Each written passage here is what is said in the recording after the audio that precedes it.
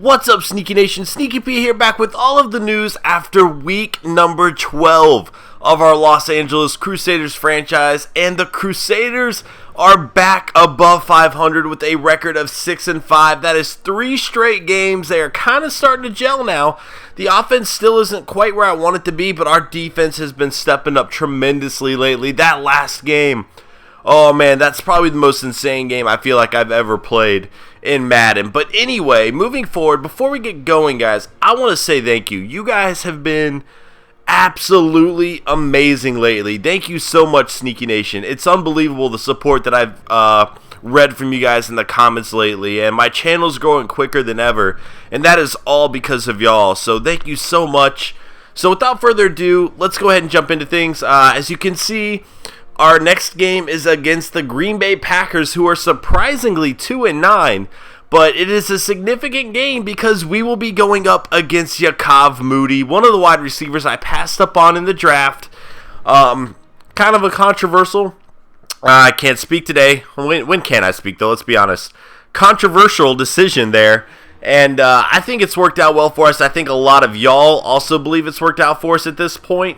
But it's still going to be kind of cool to go up against him and, you know, kind of see how he does against us. Our passing defense is not always on point, so it'll be interesting to see how we manage there.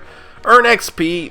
I'm just going to do that because, honestly, if we can continue to win, confidence is going to take care of itself. So I really want to spend some time and develop some of our younger players. We have a lot of young rookies that I really enjoy on this team, and I'm ready to continuously improve them. Knight, who has been really stepping up lately as well. I'm excited about him. Of course, our wide receivers. You know, I read a lot of comments saying that a lot of people think I should get a new quarterback or new wide receivers. In terms of quarterback, Carr, you know, he's been struggling. He has. With some of his throws. However, we're starting to win with him, and I don't know, I'm okay with him. Now, I'm going to draft a quarterback regardless, and considering I have 5 picks in the first 2 rounds, there's a pretty good chance I'll probably select one in the first 2 rounds. But that doesn't necessarily mean I think he will be starting. Now, that's not to say he's not going to be starting. Do I not have time? Should I do... None of them have a really good development trait. Stevenson needs speed. If he can start getting speed, he'd be great. So I definitely want to develop him. Cosby's been playing great anyway. Gayton, I'll spend those hours on him. But what I was saying is, that doesn't necessarily mean I'm going to bench Derek Carr. So we'll see how that all goes in the future. With the draft, I'm going to save up some scouting points here for a few more weeks before we really dive into that.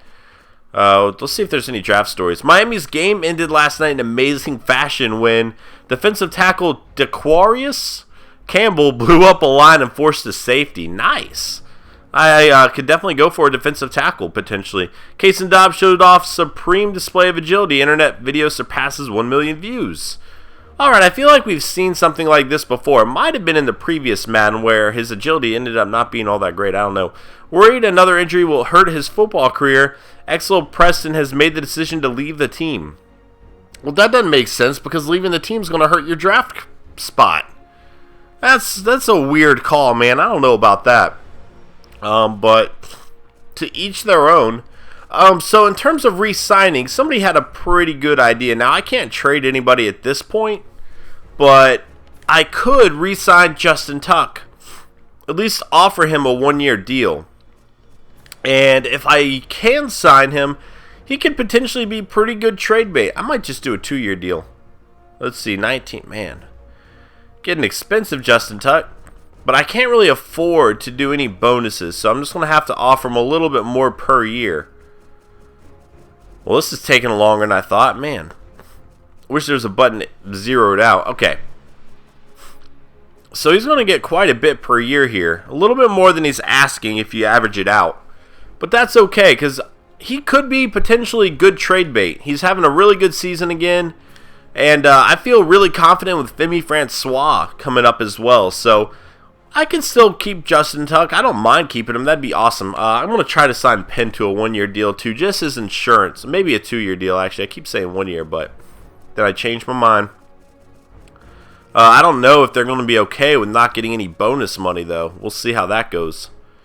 But I'll offer them a little bit more than they're asking per year to make it happen. So we'll see if that works out. Just as insurance, you know, left tackle is important. We obviously have a lot invested with Golden. So want to make sure we give him some room to work with running the ball and protecting our quarterback. So I'm cool with that as well.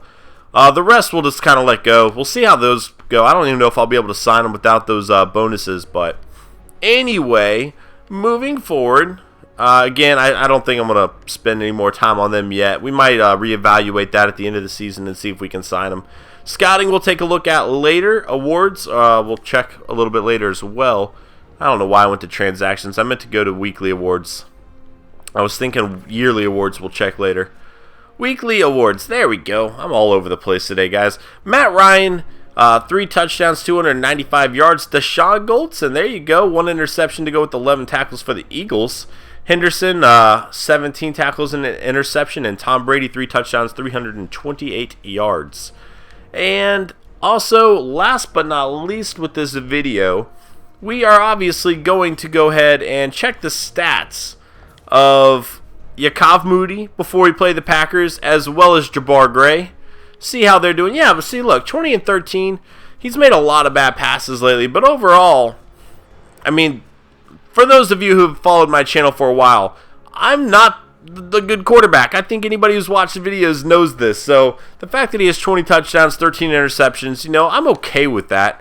Considering he's improving, I mean, last year he wasn't that good. So as long as we can continue to improve and I can continue to work on his accuracy, I think we'll be okay. I don't know if you guys hear that, but some fire truck is driving right by my house now.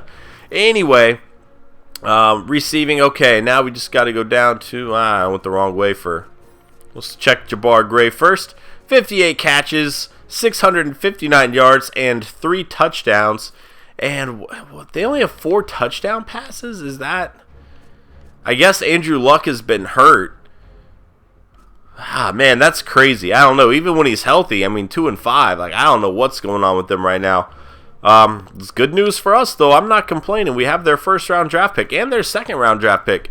And then Yakov Moody, 62 catches, 725 yards, and 4 touchdowns. Definitely a guy we're going to have to keep an eye on, as well as Jordy Nelson, obviously. And Scott Tolzien is actually playing a lot for them. I don't know. I don't see the injury mark next to Rodgers. I don't know if they would show me on this screen, but there's a chance he is hurt. And we would be going up against Scott Tolzien. We'll have to keep an eye on that as we enter this next game. Last but not least, here we go. Check our standings. And as you can see, we are tied for our division lead with the Chargers right now. So very, very big game coming up between us. I believe we play them a second time. But if we can beat the Packers and they lose, all of a sudden we have a playoff spot. I think we're in the wild card right now, but having that home field advantage for one game would be huge. So let's go down here and see where the 0-11, the Colts. Wow, that's so crazy. I can't believe the Colts are 0-11. Again, I'm not going to complain about it, though.